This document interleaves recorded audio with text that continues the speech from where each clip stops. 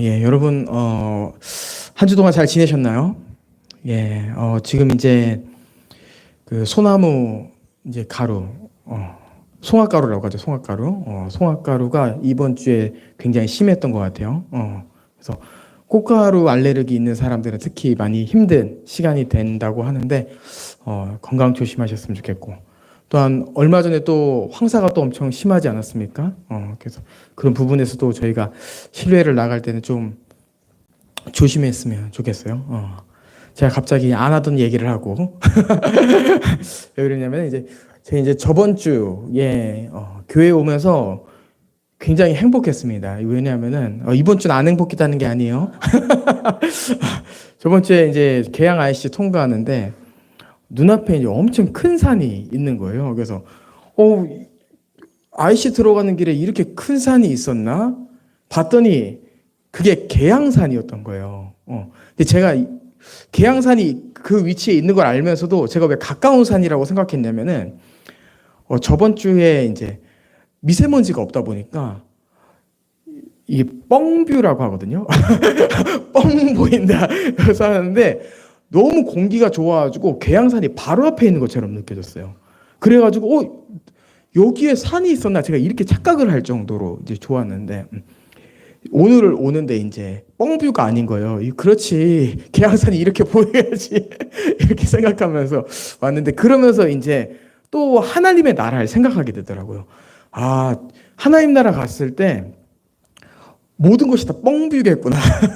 모든 것이 너무 잘 보이고 우리가 미세먼지 없는 꽃가루 알레르기가 없는 곳에서 행복하게 누리겠구나라고 하면서 더 이 완성될 하나님의 나라를 소망하는 시간이었어요. 그런 부분에서 우리가 더욱더 하나님의 나라를 소망하는 우리가 되기를 원합니다. 예. 우리는 이제 이 시간에 십계명을 이해하는 시간을 계속해서 갖고 있는데요. 저번 주에는 우리가 이제 저번 시간에는 안식일을 지켜 거룩하게 하라라는 계명을 나누었어요. 그리고 이제 5계명 차례예요. 근데 제가 5계명을 설교한 지 얼마 안 됐어요.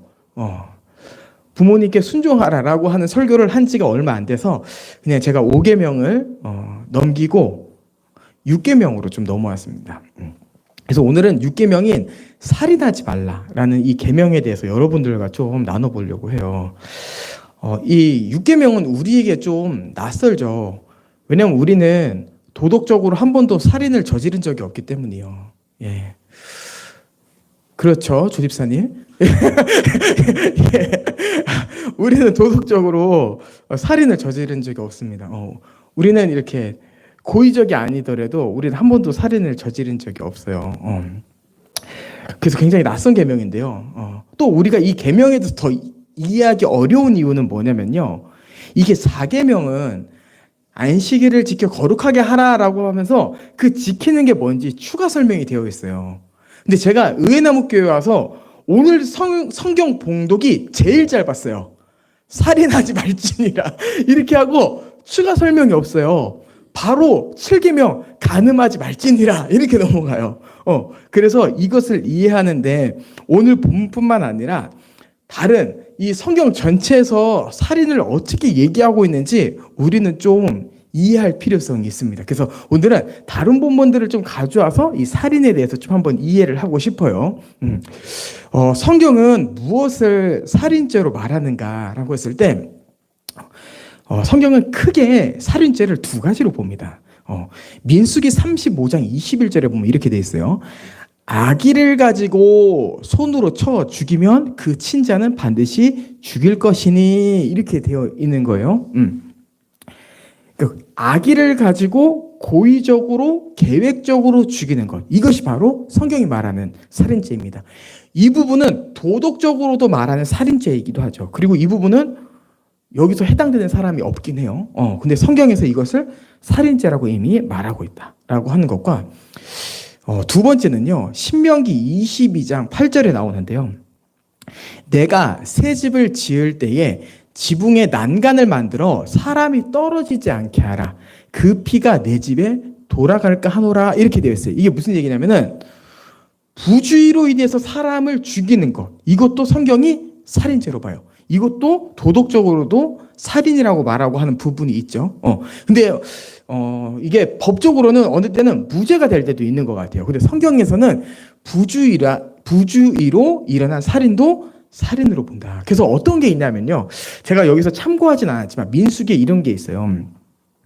소가 사람을 쳐 죽이면은 그 소를 쳐 죽여라. 다만 그 소 주인에게는 살인죄라고 하지 않을 것이다. 근데 그 주인이 가지고 있는 다른 소가 또 사람을 쳐 죽이면은 그것은 부주의로 일어난 살인이기 때문에 그때는 소 주인도 죽여라. 이렇게 얘기하고 있어요. 그래서 부주의로 인해서 소를 잘 관리하지 않아서 일어난 살인, 의도치 않은 살인도 성경은 살인이라고 말한다. 이렇게 좀 우리가 이해하면 좋을 것 같아요. 그러면 성경에서 사람이 죽었지만 살인죄로 인정하지 않는 게 뭐가 있을까라고 했을 때 출애굽기 22장 2절에 보면 이렇게 되어 있습니다.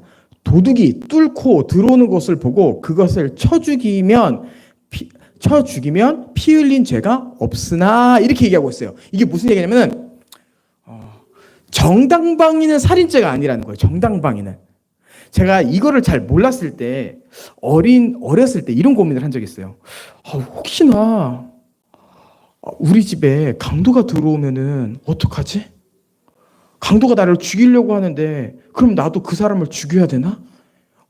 어렸을 때 이게 너무 궁금한 거예요. 내 생명이 위협받고 있는데 그때 나는 그 사람을 죽이려고 하는 용기도 없겠지만 혹시나 위협을 가한다면 내가 죽인다면 나는 그건 죄인가? 이게 너무 궁금하더라고요. 근데 성경이 얘기하는 거예요. 정당방위 그거 죄 아니야. 이렇게 얘기하는 거죠. 되게 신기하죠. 성경에서 이런 것까지 디테일하게 얘기한다는 게. 그래서 이런 게 죄가 아니다. 또 어떤 게 죄가 아니냐라고 했을 때 로마서 14장 4절을 보면요. 사형 집행도 살인죄로 보지 않습니다. 그래서 무슨 얘기를 하냐면은 일반 통치를 하는 자들을 하나님께서 하나님의 일꾼으로 사용하셔서 이 일반 세계의 공의를 지켜가신다 이렇게 얘기해요. 그래서 일반 세계 가운데서 사형이 일어나는 거 그거는 하나님께서 공의를 행하시는 방법이야 이렇게 얘기하면서 사형 집행도 살인죄가 아니다 이렇게 얘기하는 또 부분이 있어요. 이게 두 번째고 세 번째는 뭐냐? 성경에 보면요 정말 많이 등장하는 사건이 있습니다. 특히 구약에 많이 등장하는데요. 전쟁이요, 전쟁. 자신과 국민을 지키기 위해서 일어나는 전쟁은요, 살인죄로 보지 않습니다. 그래서요, 정리를 해보면은 고의적이고 부주의로 일어난 것은요, 살인죄이고요, 자신과 가정, 그리고 국가를 지키기 위한 살인은요, 죄가 아닌 거예요. 우리는요, 이제 이 계명을 문자적으로 그리고 도덕적으로 이해하는 것을 넘어서 이 6계명에 담긴 의미와 이유를 더 깊이 이해할 필요가 있어요. 이것을 한번 이해해 보려고 해요. 제가 지금 앞에서 성경이 말하는 살인죄와 성경이 살인죄라고 하지 않은 살인에 대해서 이야기했어요. 이 두 부류의 가장 큰 차이가 뭘까요?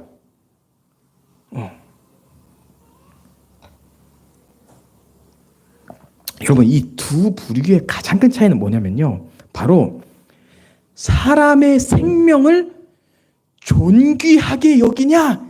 이게 엄청난 차이예요. 살인죄로 여기는 것은요. 사람의 생명을 존귀하게 여기지 않기 때문에 일어난 거예요. 근데 살인이 일어났지만 살인죄로 여기지 않는 것은요. 사람의 생명을 더욱더 존귀하게 여기기 때문에 일어난 살인인 거예요. 이 두 부류의 차이가 있는데요. 이 두 부류의 차이, 사람의 생명을 존귀하게 여기는 것, 이것은요, 우리가 6계명을 지키는 데 있어서 아주 중요한 자세입니다. 자세. 이 자세가 기본적으로 우리는 있어야 돼요. 사람을 존귀하게 여기는 것. 이 자세를 우리가 이해하기 위해서는요, 하나님께서 세상을 창조하셨을 때를 좀 이해해야 돼요. 하나님께서 이 세상을 창조하시죠. 그리고 첫 번째 날부터 여섯째 날까지 피조세계와 피조물들을 창조하십니다. 빛이 있으라 하시니 빛이 있었고 창조하세요. 근데 여기서 독특한 부분이 나와요. 독특한 부분. 뭐냐? 창세기 1장 26절에 제가 봉독해 드릴게요. 하나님이 이르시되 우리의 형상을 따라 우리의 모양대로 우리가 사람을 만들고, 이렇게 얘기해요. 그럼 이 세상에는요, 그 어떠한 것도 하나님의 형상을 따라 지음받은 게 없어요. 인간만이 하나님의 형상을 따라 지음받은 거예요. 이거는요, 지금의 하나님의 백성, 성도들만 말하는 게 아닙니다. 여기서 말하는 건 뭐냐면요, 모든 인간들, 신자든 불신자든 모든 인간은 하나님의 형상을 따라 지음받았기 때문에 존귀하다는 거예요. 예. 그리고 이 인간은 모든 피조물들보다 우월하다는 거죠. 그래서 하나님께서 이 모든 피조물들을 인간을 위해서 주시지 않았습니까? 이것이 잘 드러나는 게 창세기 1장 26절부터 29절이에요. 제가 이것도 봉독해 드리도록 할게요.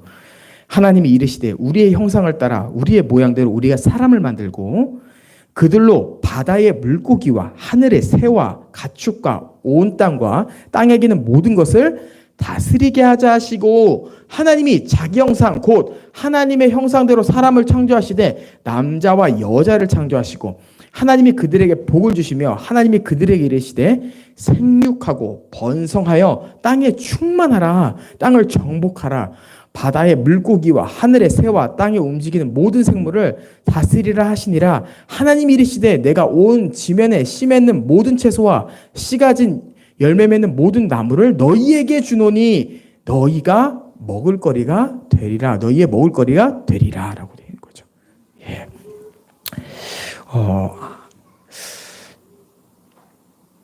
인간이 하나님의 통치를 받으며 하나님이 창조하신 이 세상을 다스리는 것은요, 하나님이 너무나도 바라셨던 세상이에요. 이 말씀을요, 제가 오늘 본문에 대입해서 이야기하면요, 이렇게 표현할 수 있을 것 같아요. 하나님이 창조하신 가장 존귀한 인간이 가장 존귀한 삶을 사는 것을 하나님께서 원하셨어요. 다시 한번 이야기해 볼게요, 여러분. 너무 중요한 표현이에요. 오늘 본문을 이해하는 데 있어서. 하나님을 창조하신 존귀한 인간이 존귀한 삶을 사는 것을 하나님께서 원하신 거예요. 여러분, 근데 그렇다면은 다시 앞으로 돌아가서 살인죄가 왜 문제가 되는 거예요? 여러분, 살인죄가 왜 문제가 되냐면요, 하나님의 형상을 깨는 죄이기 때문이에요.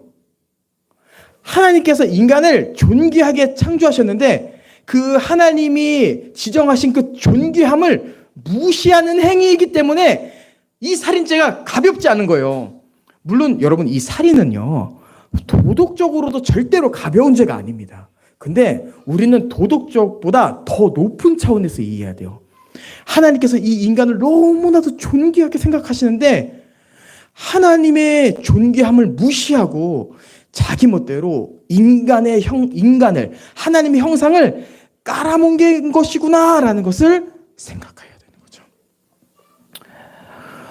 하나님께서 귀하다고 여기셨는데 어떻게 인간이 그 귀함을 가볍게 여길 수 있습니까? 하나님께서 이 인간에게 가장 아름다운 삶을 주시길 원하셨는데 인간이 뭐라고 그 아름다운 삶을 빼앗을 수 있냐는 거예요. 여러분, 그렇게 봤을 때요, 이 6계명은 단순히 사람의 생명을 앗아가는 것뿐만 아니라 이 인간의 존귀함을 무시하는 것, 이 모든 것이 바로 이 계명을 어기는 겁니다. 여러분, 뭐라고요? 인간의 존귀함을 무시하는 모든 것이 바로 6계명을 어기는 거예요. 그래서 성경이 이렇게 얘기하는 거예요. 요한일서 3장 15절. 그 형제를 미워하는 자마다 살인하는 자니. 이렇게 얘기하는 거예요. 이런 미움은요, 하나님이 지정하신 하나님의 형상, 하나님이 부여하신 이 인간의 존귀함을 무시함으로 시작된 마음입니다. 이게 바로 미움이요. 그래서 미움은요, 살인이에요. 이 살인은요, 마음에서부터 시작돼요. 상대방을 미워하는 것, 살인죄고요. 또 뭐가 있을까요? 상대방을 폭행하는 것, 살인입니다. 여러분, 물론 우리는 여기서 주먹으로 폭행을 하는 자는 없을 거라 생각해요. 저는 그렇게 믿어요, 여러분.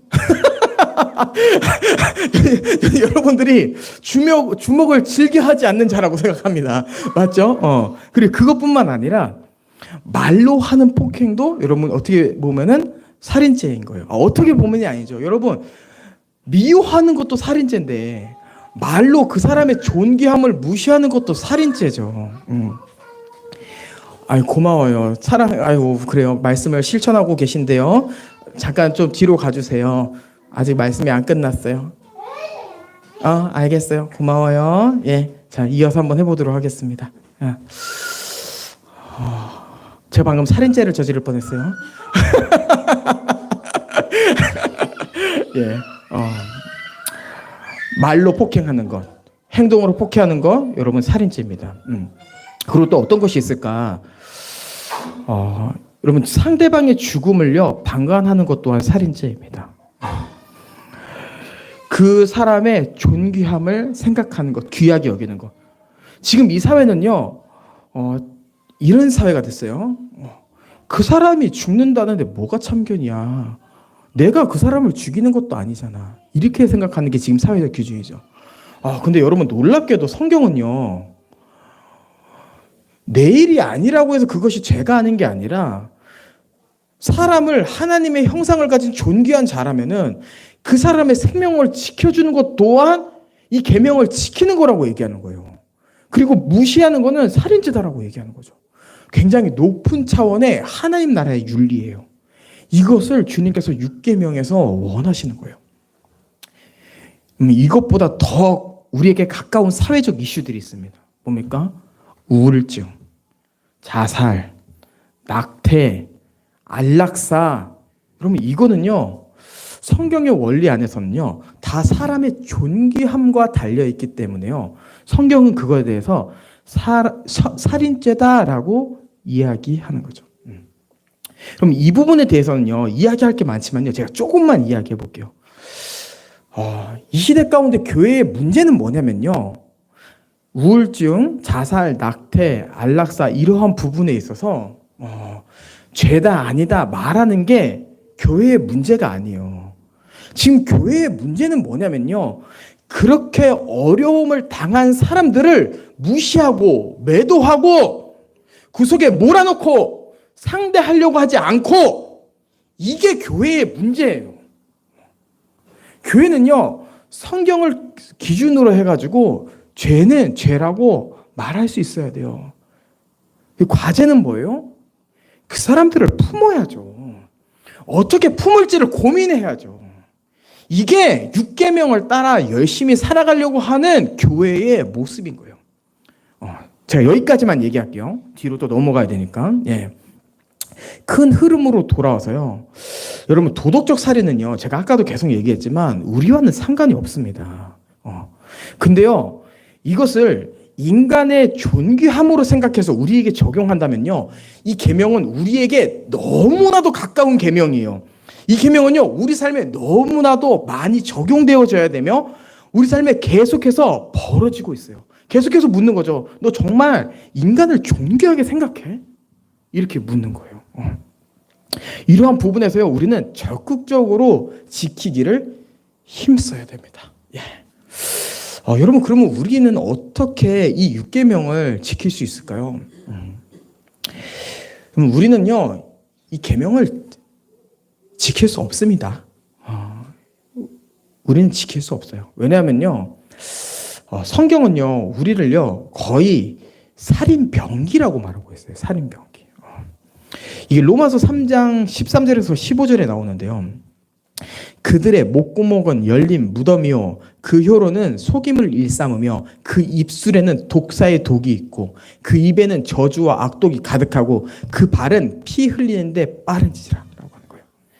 이것은요 우리가 칼을 들어서 살인병기라고 하는 게 아니라 우리 마음이 얼마나 더러운지 우리 마음이 얼마나 다른 사람을 미워하려고 하고 얼마나 인간의 존엄성을 생각하지 않는지에 대해서 로마서 3장이 고발하고 있는 거예요. 여러분 근데 놀라운 게 있습니다. 우리는 지킬 수 없어요. 근데 성경에서 놀라운 은혜를 이야기하고 있어요. 바로 그것이 무엇이냐면은 하나님의 형상을 파괴하는 살인자에서 하나님께서 이 살인자를 생명을 전한 자로 변화시키기 위해 예수 그리스도가 이 땅에 오셔서 십자가에서 죽으시고 부활하셨다는 그 복음이 우리 마음 가운데 심겨졌다는 거죠. 아멘. 예. 여러분, 예수 그리스도는요, 우리의 모든 죄를 해결하시기 위해서 이 땅에 오셨습니다. 그리고요, 예수님은요, 이 인간의 죄를 해결하기 위해서 인간으로서 이 공생애를 사셨어요. 그리고 예수님은 이 인간의 모든 죄의 결과, 하나님의 진노를 해결하기 위해서 화목제물이 되시고 우리를 대신하여서 십자가에서 못 박혀 죽으심으로 우리의 죄를 단번에 해결하셨죠. 근데 이 복음 안에 능력이 있어요. 이 복음 안에 능력이 무엇이냐면 바로 이 십자가 복음을 믿는 자는 예수 그리스도와 함께 연합하여서 그 옛사람이 죽어버리고 새로운 생명으로 태어난다라는 사실이에요. 그래서 예수 그리스도를 믿는 성도는요, 이제 다른 사람을 미워했던 것, 다른 사람을 죽이고 싶어 했던 것, 사람의 존귀함을 생각하지 않았던 것은요, 죽었습니다. 여러분, 아직도 혹시 살아계신가요? 여러분, 죽었어요. 이것은요, 우리가 믿음으로 경험하는 영역인 거예요. 내가 예전에 다른 사람을 미워했던 것들, 내가 다른 사람을 질투하고 시기하고 다투었던 이것은요, 이제 옛사람에게 어울리지 그리스도 안에서 새 생명을 얻어 살아난 자에게는요, 굉장히 어려운 감정이에요. 우리는요, 그리스도 안에서 새 사람이 된 자로서 하나님의 형상을 따라 지음받은 사람을 존귀하게 여기죠. 여러분, 그래서 이번 주에 막 옆에 있는 사람을 막 존귀하게 여기고 싶지 않았습니까? 막 옆에 있는 사람을 막 사랑하고 싶지 않았어요? 여러분, 이거는요, 우리의 근본에서 나온 것이 아니라 우리의 근본은 그렇지 않은데 우리 안에 계신 성령님께서 우리에게 그러한 마음을 주시는 거예요. 예. 성령님께서 우리를 계속해서 이 계명을 따라 살게끔 인도하시는 거죠. 그래서 다른 사람을 사랑하는 것은요, 우리의 정체성이고요, 이것이 우리의 기쁨이고 이것이 우리의 삶이에요. 에베소서 5장 1절부터 2절에 보면 이렇게 되어 있습니다. 그러므로 사랑을 받은 자녀같이 너희는 하나님을 본받는 자가 되고 그리스도께서 너희를 사랑하신 것 같이 너희도 사랑 가운데서 행하라. 예. 그래서 우리는요, 이것을 소극적으로 적용하면요, 다른 사람을 미워하지 않게 되고요, 이것을 적극적으로 적용하게 되면요, 우리는 받은 사랑 가운데서 적극적으로 사랑하기를 힘씁니다. 예.